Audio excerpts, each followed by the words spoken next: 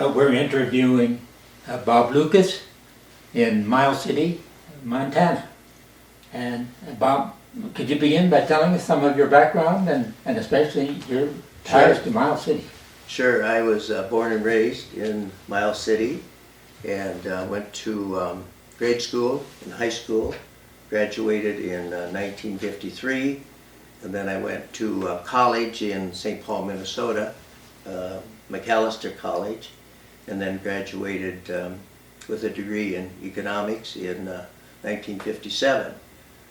And then I went to work in about 3 months after graduation at the First National Bank in St. Paul.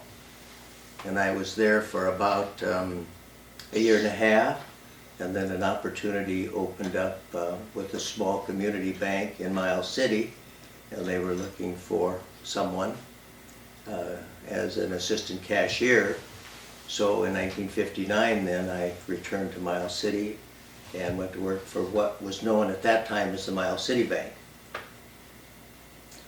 And what happened to the Miles City Bank? Well, we just changed our name. It was just, it was sort of it's kind of a local name, and we thought we needed a little bit more recognition to be a little bit more than just a local bank. So we changed, several years later, we changed the name to the First Security Bank. And then when we decided to add to our banking, we started out with just the one bank, and then we acquired a bank in, first bank that we acquired, besides the, again now the First Security Bank, was a bank in Sidney, Montana. And then because of that acquisition, we became a multi-bank holding company. And then when we became a multi-bank holding company, we changed the name again to Stockman Bank. So the Stockman Bank began here in Miles City? Yes. And you were in on the ground floor? Yes. They, Mr. Nefsey purchased the Miles City Bank in 1953, and it was about a $5 million bank when I joined the Miles City Bank, which is now the First Security Bank and now the Stockman Bank. I joined in 1959. So the bank was about 6 years old when I came back to Miles City. And how many different banks do you have now? The Stockman Bank? Well, when I retired, which was just 10 years ago, this December, we had 23, and now I think they have 33 or 34 banks. All through Montana or another place also? Yes, no, just in Montana. Well, congratulations on your expansion. Well, thank you. Thank you. It's lots of fun. Well, was that a difficult process? Yeah, it really was, because we were the smallest bank in town. Competition was tough. First Bank, which is now U.S. Bank, was established here in 1900, and so they had a good foothold on the community and the businesses here. So we were quite a bit smaller at that time. So it was an interesting challenge. Yes. Yeah. Very, very good. And has the bank been involved in various community activities? Oh yeah, the banks are always generally, at least the local banks, are very involved in community activity. Chamber of Commerce, golf course, Rotary Club or Kiwanis Club, all of those types of things, all those types of organizations, and involved in a lot of community projects. Tell us some of the things that really were close to your heart. Well, I was a member of the Chamber of Commerce. I think I was the treasurer of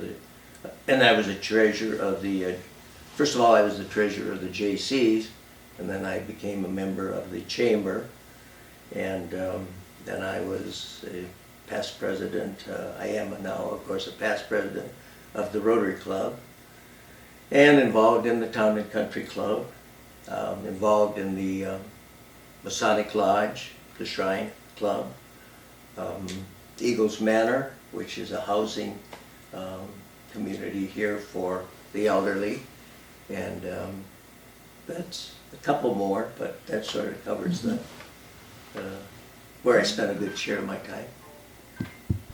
Bob, you were in a number of civic groups. Was there also a church center in your life? Yes, I was a member of the Episcopal Church. I was, I think I belonged, I joined that church in, I think I was in the, probably around 10 or 11 years old, and I was an acolyte in the church for a number of years, and then was a junior warden and the senior warden, and so I spent quite a bit of time with that particular church. Has that church survived in Miles City? It has. It's small, and I believe now that they, I think they only have services on a monthly basis. But Oh, really? I'm not sure, yeah. So there's a kind of rotating pastor. Yes, that's right. The reason I raise that specifically is our project is concerned with values in Montana and how people get them and how we identify ourselves. David and I met in a religious context, and not that we are particularly, we're still in that, but following along then, the application of your time for charitable things, is that just steadily increased as you got older? Well, I think it's probably actually decreased because such things as that I was involved in, like a community concert, I guess I didn't mention that, but that's no longer in existence in Miles City. And I don't attend Rotary anymore. We travel quite a bit now, and so I'm not able to attend as much as I used to. Sure. So I would say probably those activities have diminished a little bit, more active in activities like basketball for grandkids. Our son-in-law is the head coach at Gillette College Oh. in Gillette, Wyoming. So we go down there for a number of games, and then the two grandsons are both involved with the high school team. Here in Miles City? No, in Gillette, Wyoming. Oh, Yeah, okay. and they both play varsity. So we have those games to go to, and then we have a son and his family in Billings, and he has 3 girls, all very active athletically, both at Central High School there and at Rocky Mountain College and Carroll College. Oh. They're over at Carroll. There's one at Carroll? Yes, actually, my son graduated from Carroll College. Okay. And then his oldest daughter went there for 1 year, and then she transferred back to Billings and finished at Rocky Mountain. And then our second granddaughter, his second daughter, was the one that went to University of Montana that played soccer there. And then the third girl started at Carroll College, and she's now back at Rocky, and she runs track there. So we spend a lot of our time now with On the road, going. Yeah, and then I have a son in Fargo, North Dakota, who has children who are quite athletically active, and then a daughter in Sioux Falls, South Dakota, who has 3 sons who are also pretty athletically involved, as well as other things. Well, being a grandfather, David also a grandfather, we share that. Yes. Enthusiasm. Well, as you look at Montana now and the education system now, and as you think about it in the future, do you think we have sufficient focus in Helena on the education system and the way the funds are distributed? You know, I really, it's hard for me to say that because I'm not a graduate of a Montana State or the University of Right. Montana.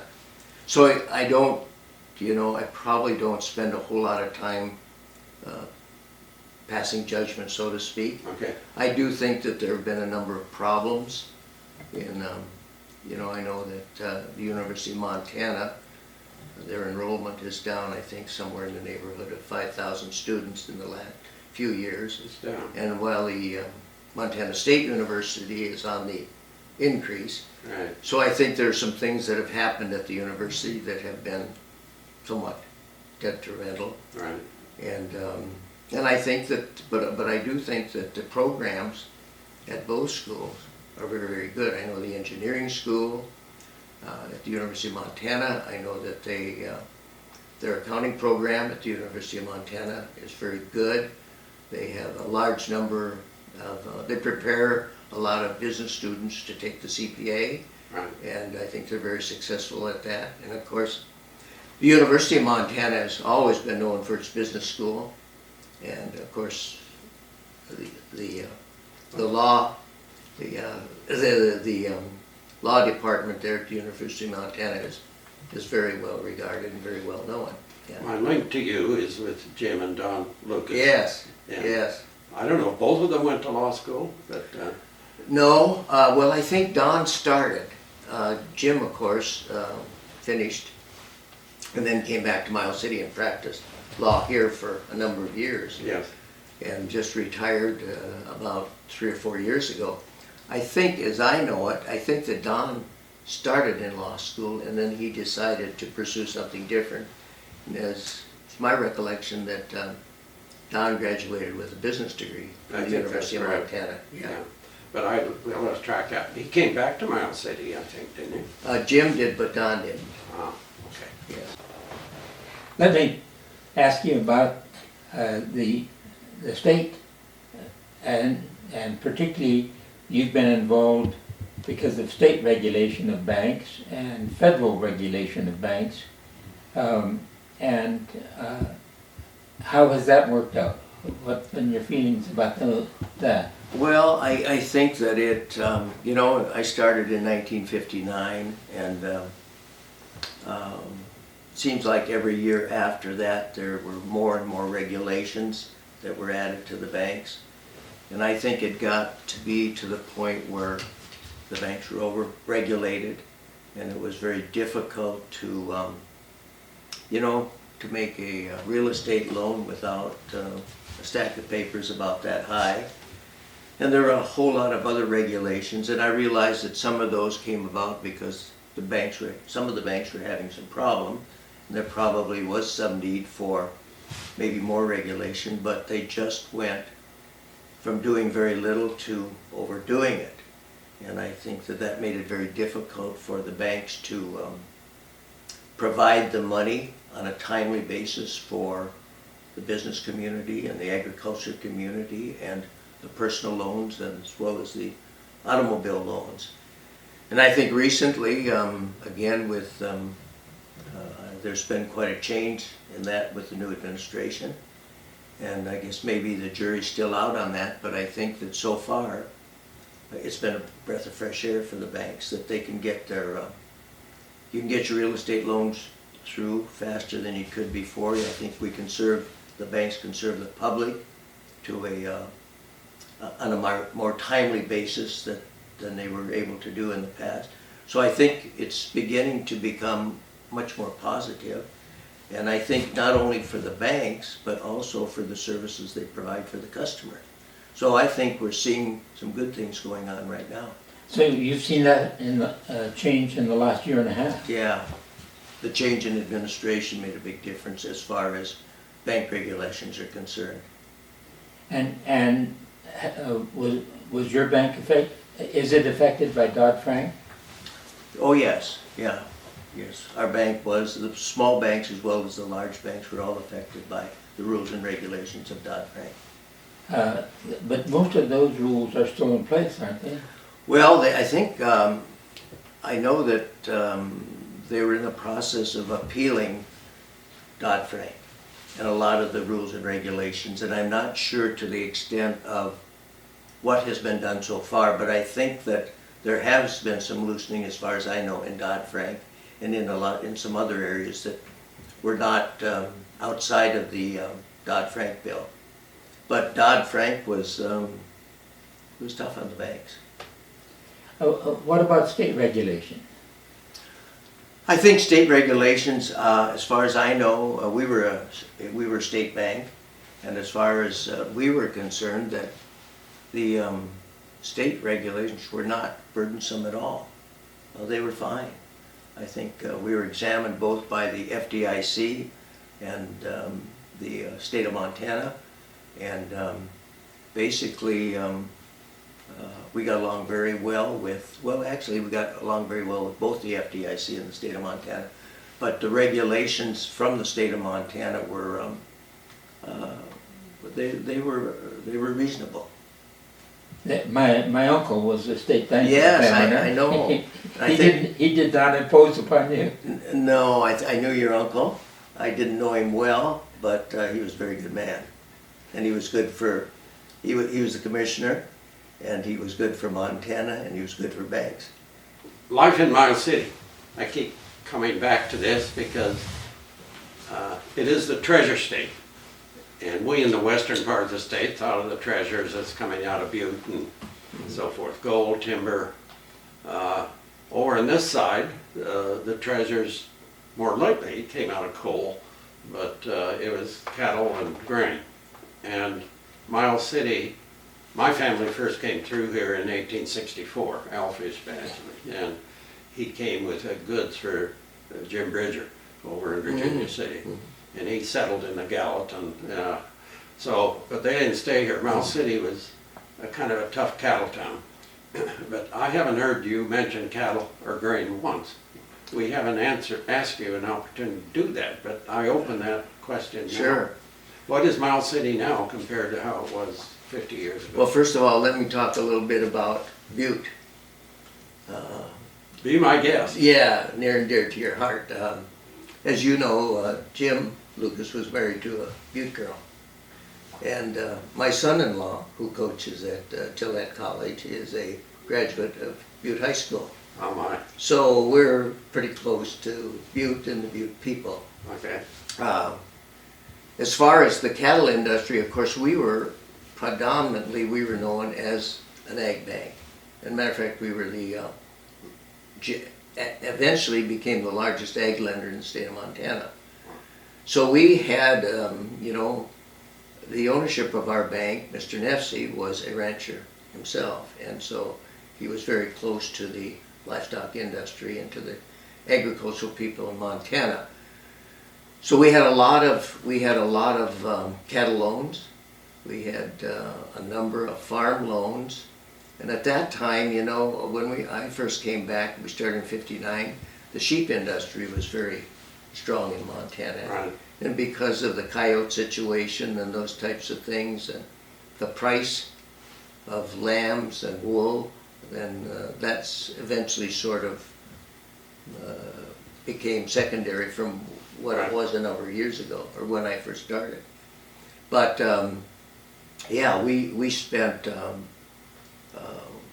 we spent a lot of our time with the agricultural people, and it was good. It was very good. There, as you know, there are good times and bad times, and we did go through those years when prices were not as good as they needed to be, both in cattle and wheat and sheep. And then, of course, when the prices got good, the weather didn't cooperate. Yeah. So then those are all the kinds of things that when you have a perishable product like that, those are the kind of things that you have to. I had a close friend, DeLoss Robbins, who had Robbins Bank Land and Cattle Company. Mm. He's passed away, but he bought a place at Cohagen, which is. Oh, sure. He had 55,000 acres, and he could only run about 500 cow calf on there. Yeah. But Yeah. his grandson runs that operation. But he probably from one time or another had some loans out of Stockman. He had loans from a lot of people, but he ended up a big operation. When he started out, he had no part of a bank, and then he got to be a director at the First National Bank in Missoula. Oh.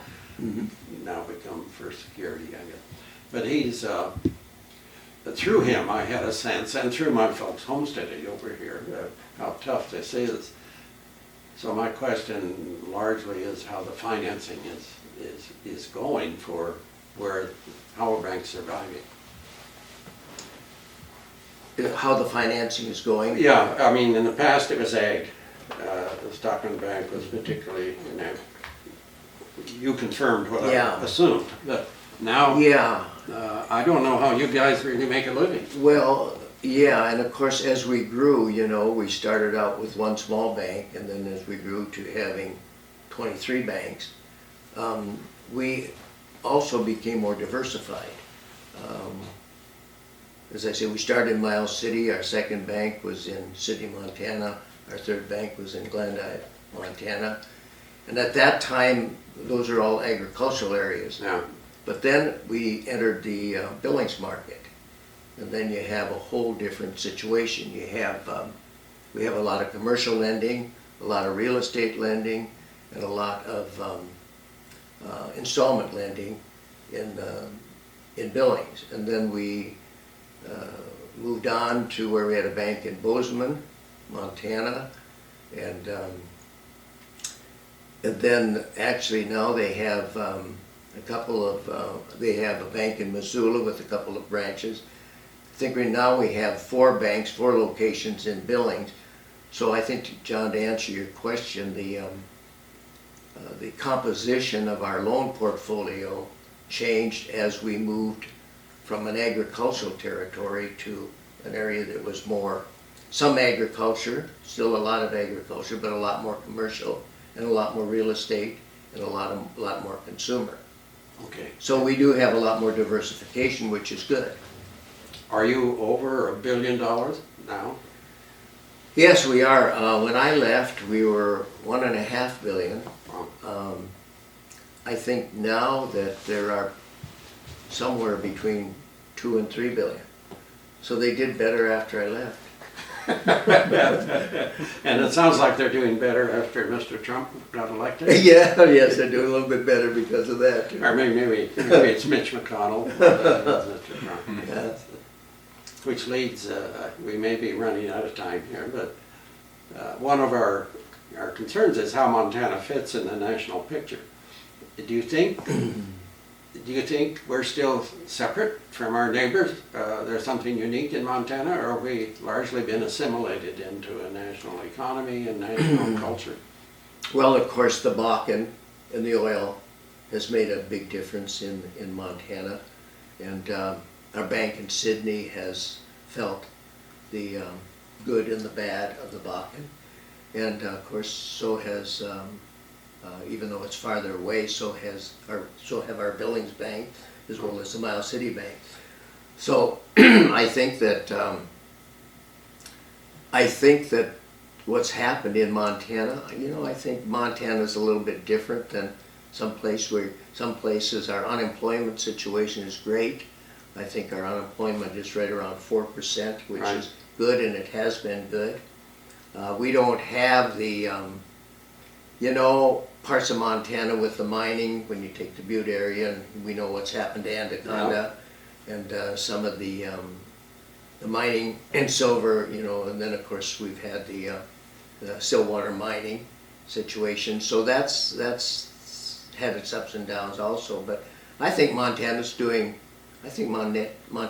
quite well, and I think the tourist industry is doing very well in Montana, continues to grow. Does that have some impact in my city? It does, primarily because we are right on the interstate. They developed, the new area in Miles City now is Haines Avenue, and that borders on the interstate.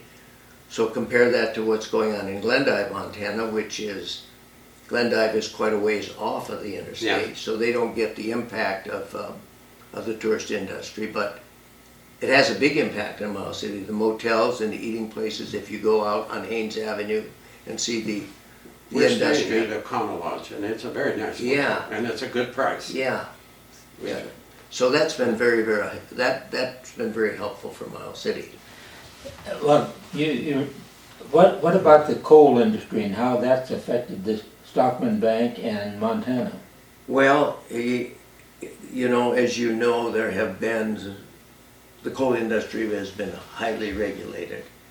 And I don't know if you're familiar with what's going on in Colstrip, Montana, but there again, there's talking, it looks like that probably those those power units there are probably, life expectancy isn't too great. So that's going to be a very difficult thing for Colstrip and a very difficult thing for Miles City and also for Forsyth. A lot of those people in Colstrip spend their time in Forsyth. So I think that one thing, again, with this administration has loosened the regulations, and I think that's been helpful, but they still have some problems as far as the emissions are concerned. I think they're really the industry. Natural gas has been cheap, which hurts the coal industry. Oil now is being produced, with fracking, is being produced much more rapidly and much more efficiency, with much more efficiency than in the past. So all of those things, along with the regulations on the coal industry and the emissions, has been making it a very challengeable thing for the coal industry. And that, of course, really does affect Miles City, and it affects all of eastern Montana. And Miles City, how did the Bakken affect Miles City? You lost a fair amount of population, didn't you? Well, we did. We had a company called Sangel, and they are a company out of Canada, and they had their main location in the United States was in Miles City, and they were servicing. They were a company that serviced the wells, and at one time they had 300 people, close to 300 people in Miles City, and it's been, I think, about a year and a half. I believe they did take bankruptcy, and they left Miles City about a year and a half ago. We also have a company by the name of OptiBlend that provides products and services for the Bakken, and they built 2 or 3 beautiful buildings on the it would be probably on kind of the northeastern part of Miles City, and most of their people have left now since because of for a while it was because the Bakken, the oil prices went down considerably, so that made a big difference, and we lost those people, so that's been difficult. How has this city government responded to that and to the loss of population and so forth? Have they? Well, I effective? think they're trying. I think that, but it is difficult where you don't have. We do have a lot of government agencies. We have the Bureau of Land Management. We have the Postal Service. We have a number of others which have been very, very beneficial to Miles City. I think the city council has done the best job that they can, but it's just very difficult to, when you lose 300 workers, and when we don't have a lot of young people coming into Miles City, it's just difficult for the city council to do what they would like to do. Well, how is Miles Community College doing? I think they're doing quite well. Of course, all the community colleges are struggling to some extent, but they have expanded quite a bit. They bought the old National Guard Armory, and they have a program now for students that are interested in operating large equipment, and they built a beautiful building on the west end. It's about half a mile out of Miles City, an agricultural center, and now they have I think they have an equestrian program, and they've expanded their agriculture program. So I think they've been quite progressive, and I think that relative to what other colleges are doing, both junior colleges and when you take a look at the universities, I'd say that Miles Community College is doing they're doing very well comparatively. Following on that line, I'm curious about the future. Miles City Community College is in some ways still primarily a pragmatic, practical education center. It's not a place to go and get advanced degrees, as I understand. How do you see the future of Miles City, and particularly in terms of some of the issues that are nationally quite prominent now, environmental issues, climate change, but also international communications, controlling personal data through Facebook, and those issues that are big nationally, are they of significance here? Yeah, I think it's going to continue to be difficult for rural communities.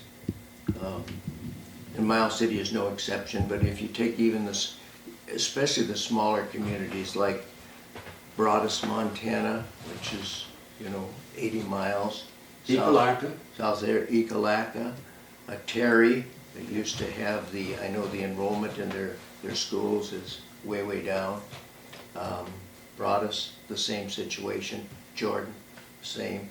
And even a town the size of Miles City, it's very difficult because a lot of the young people are not coming back, which has been the history, just because there is not, we don't have any manufacturing.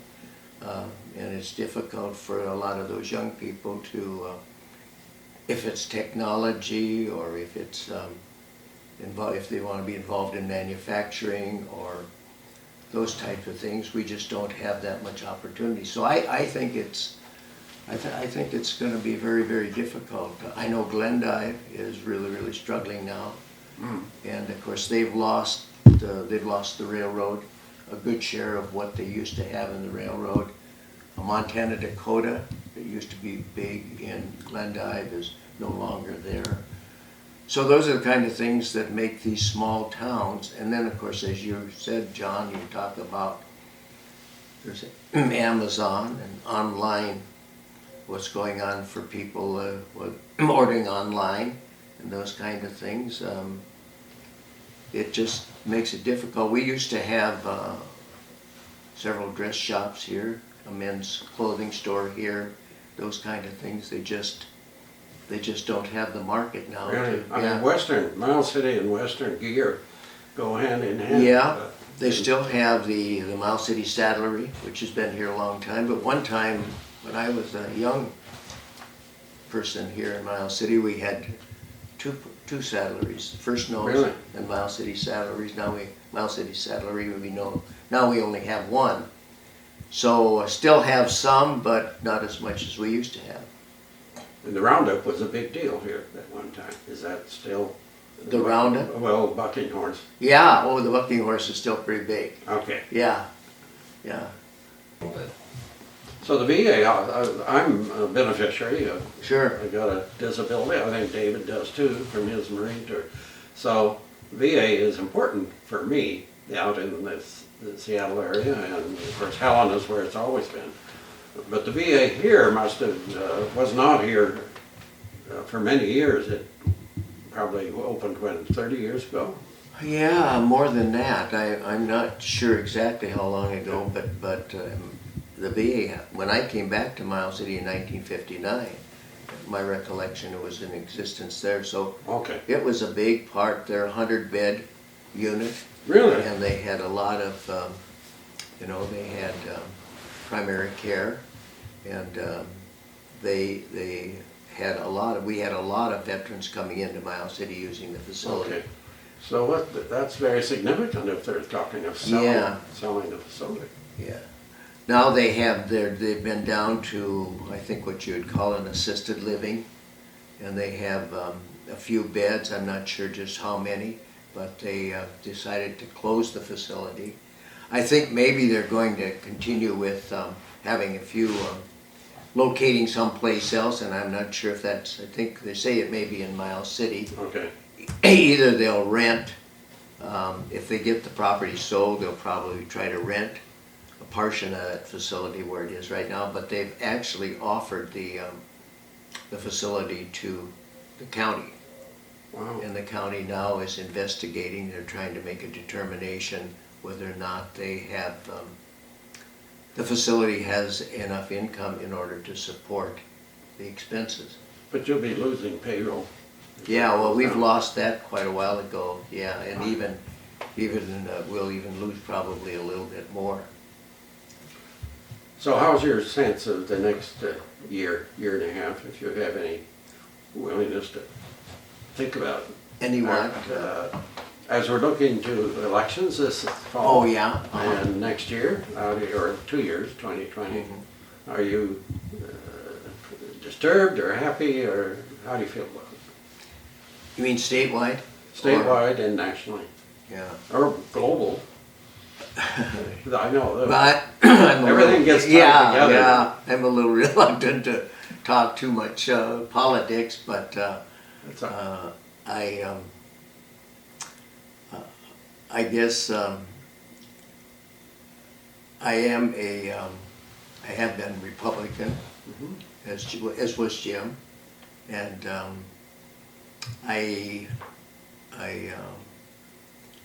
I think we've been pretty well represented. I know we got a close Senate race coming up, but probably going to be a close Senate race coming up Yeah. in the fall, and it's going to be a pretty heated situation. And you'd mentioned, that Judge Fagg, and of course he didn't make it, but I think it'll be a very hotly contested race between Do you Rose think and there Dale. will be much impact either way for the economy of Miles City, whichever wins? I don't think for the economy of Miles City, I think it'll make quite a difference nationally. The Republicans only have a 1 or 2 seat majority in the Right. Senate, and forecasts are now that they may lose the House. I don't think that's going to happen, but I do think that probably they'll lose some members. But it will make a difference if in fact if we have another Republican senator, then of course that nationally that's where it's going to make the difference.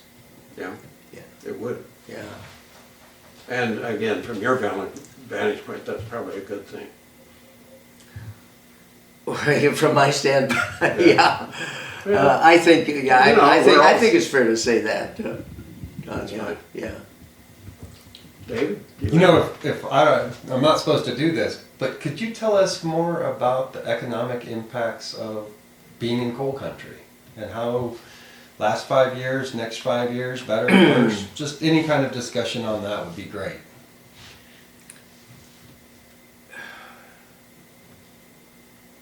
Yeah, did you want to, yeah. Or you wanted to do that off camera? No, David could ask you a formal question. Let me ask that question. What is the impact of being in coal country, and what do you anticipate will be the impact in the future here, especially as natural gas makes such an effective challenge, and there's not as much demand for coal. Yeah, well, and as far as Montana is concerned, we talked a little bit earlier about the effect on coal strip. And then, of course, which, not only coal strip, but it also has a boomerang effect on the surrounding areas.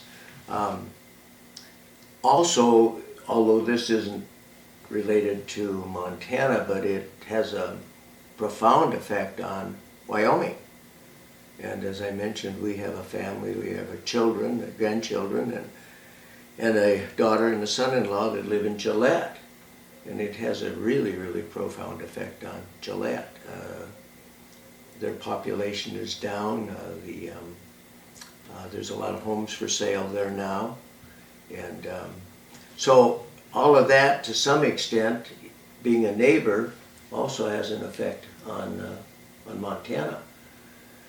So I just think that Gillette, Wyoming, they're doing some things that I think may be very beneficial. They have that dry fork facility just outside of Gillette. And now I see that they have they have put a panel together to study the carbon dioxide situation, where they can harness that and make some byproducts from carbon dioxide, which would be absolutely huge. And then they can clean up the emissions from that. And if they could do that, I think that would have a huge effect more on probably, well, it'd have a big effect on Montana, but probably even a much bigger effect on Wyoming. So I think there's some positive things in the mill, but all those things take time, and it's, but with what they're doing with technology and everything, I think that there's a good possibility that they're going to be able to accomplish some things with that panel in Gillette. We had a group of co-ops in our area, including the Beartooth, who had said that they apparently didn't want to rely necessarily on coal strip, and they were thinking that they could develop a mine in which they would have the sequestration of the carbon, and they spent a lot of money, and it all came to naught. And in the end, they built a small natural gas plant at Great Falls, and and as a result, those of us who were taking electricity from the co-op were paying much higher rates. It was just a severe loss of money, and didn't work out. Yeah, well, you see, the thing that's happening is that the coal industry is certainly investigating and trying to improve their product. At the same time, of course, you've got the same thing going on with natural gas and the same thing going on with oil. So with fracking today, I don't know exactly the numbers, but they tell me that you can get a producing well operating in about 50% of the time that you used to, and you with fracking and horizontal drilling, that your recovery from that same producing well, the cost as well as the life of the well is so much greater. So there's some really, really good things happening in the competitive area, which is natural gas and oil. So that makes it even a little more difficult for the coal people to compete and stay up to date. So it's going to be interesting. Oh, yes. Yeah. Well, thank you very much, sir. This You has bet. been a splendid interview. You bet. I appreciate it. Enjoyed it. Thank you. Thank you very much for giving us the use of your office here and giving us your time. You bet. Very nice to meet you. Thanks. You bet.